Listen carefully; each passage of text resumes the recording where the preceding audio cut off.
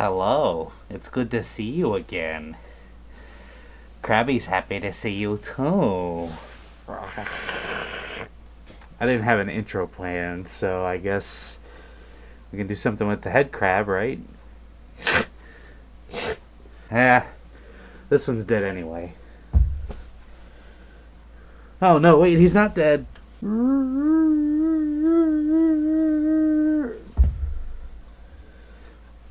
Guess I'm fine again. Yay! Well, greetings and salutations. Why am I rubbing my legs? I don't know, but here we are. And I come to bring you another story. So, sit back, kick your paws up, and let's get right into it. So, this story happened recently. As many of you are probably not aware, I actually drive. That may surprise you, it may not surprise you, but I drive. Yes, I drive a car.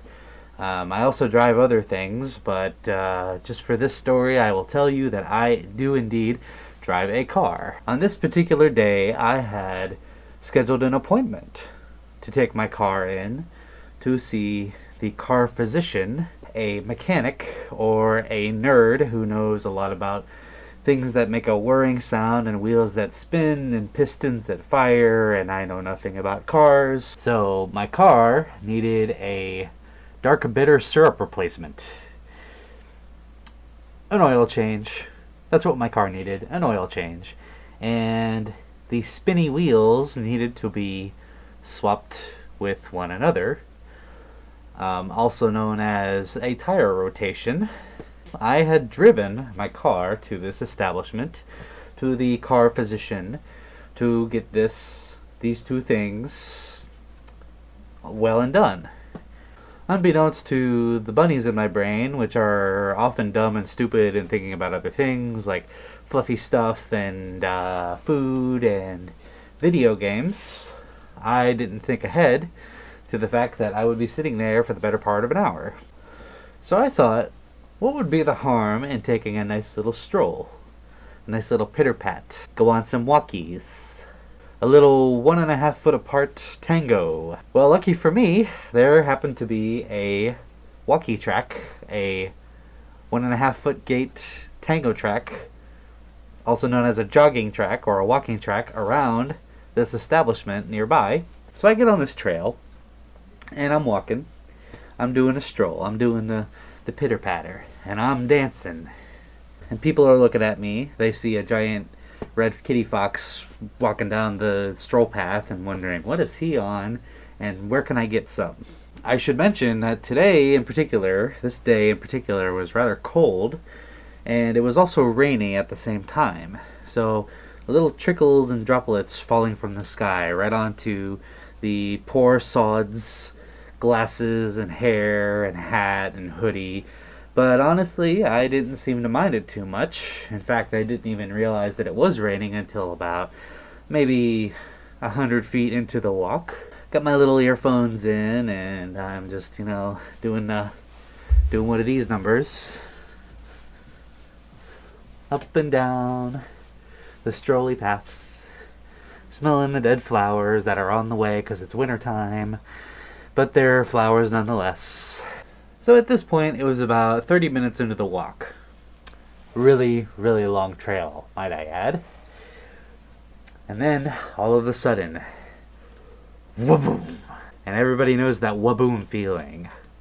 The feeling of the thunder within, the rumblies. The same feeling that I can only compare to a couple chibis doing cartwheels in my stomach and getting ready to slide down the slide, so to speak. If you understand what I'm trying to say. And I didn't know what to do. I was entirely strapped. I had nowhere to go except woods and street. And the situation was getting further and further desperate. I'm walking slow. I'm scrunching. I'm squeezing. I'm attempting to sing Wonderwall as a distraction, but I realize that those long notes are really, really causing vibrations to go through my body and down into the core, especially when it gets to that maybe.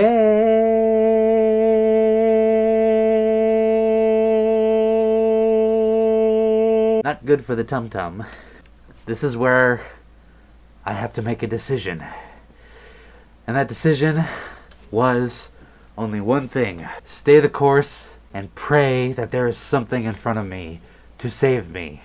Well, prayer has power, my friends, because the minute I turned the corner, there sat upon the hill the blue, boxy paradise itself, the Potty. I cannot describe to you how I felt. It was like Nicolas Cage at the end of National Treasure, seeing cupcakes instead of treasure. I book it, and I'm not wasting any time hoping that I do not reenact the George Carlin things you never see, running at full speed and enough said. I walk into that blue boxy paradise. I shut the door. And what commenced was a 15-minute release of grace.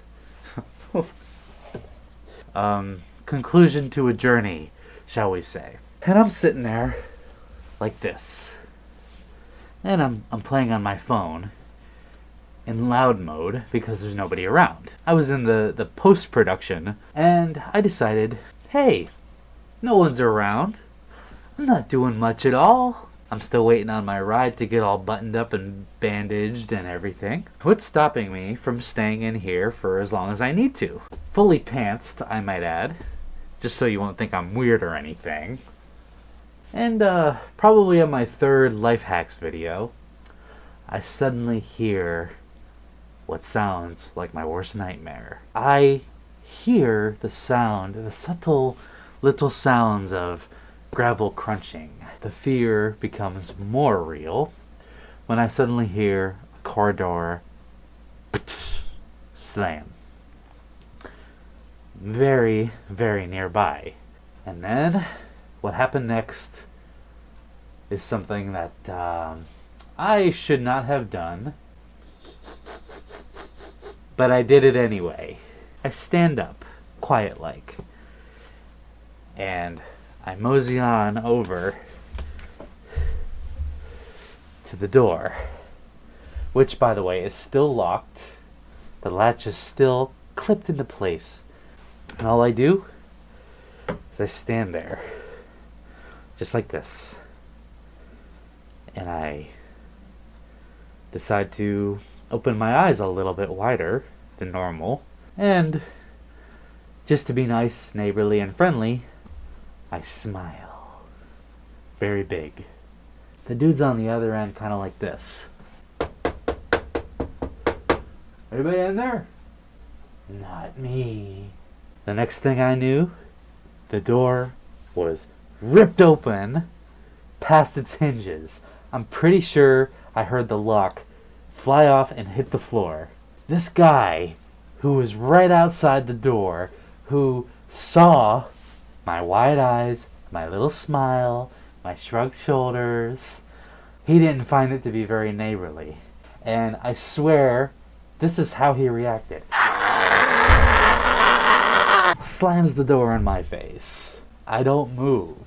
He's, shall we say, using some very, very colorful language. I squeak the door open ever so gently. I step outside, and he's leaning up against the truck, kind of like this. I look at him, my little smile reappears. And then I look over to the passenger seat of the truck, and all I see in the passenger seat is a guy doing this. He looked terrified, and I thought, in this moment, I will never have an opportunity like this again. So the only thing that fit the moment in this nanosecond that I had to respond was simply this. I say, Merry Christmas. I put in my headphones, and I get back on the trail, and when I walked away, the only thing I could think of was, I am the Christmas spirit.